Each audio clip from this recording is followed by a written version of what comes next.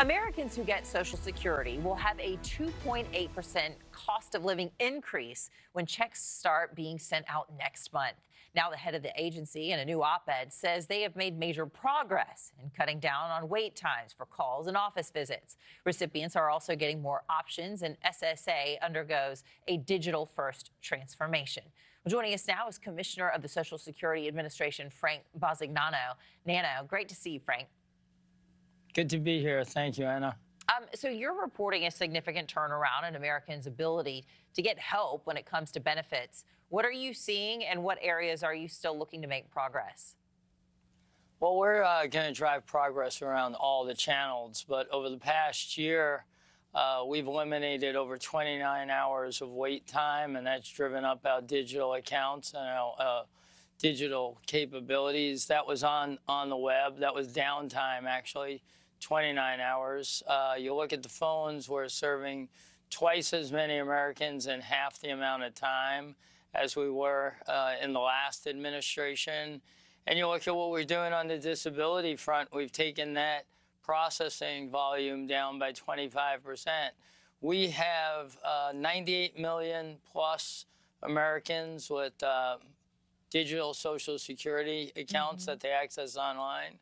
We're going to drive that to 200 million Americans. We serve over 330 million Americans. Our wait times in the field offices have been down significantly, and that's with appointments or without.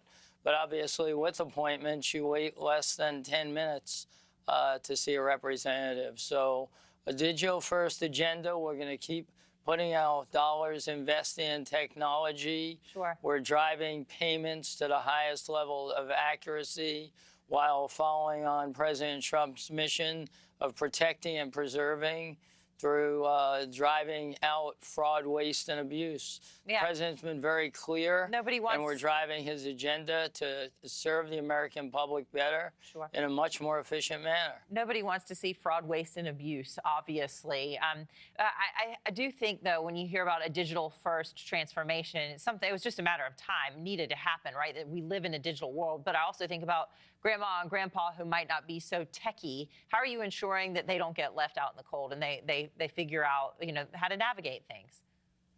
Well, it's very interesting. I had the 14th commissioner in my office yesterday, Commissioner Barnhart, and she talked about the relevance of this digital transformation and how overdue it was.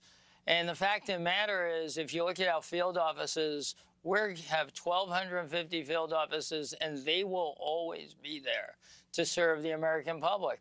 But 1/3 of our field office visits are actually by people 50 years old and under looking for replacement guards. They all can do that online in the future. We will always be there on the phone and in the field office to serve those who don't want to access the web or use our phone technology.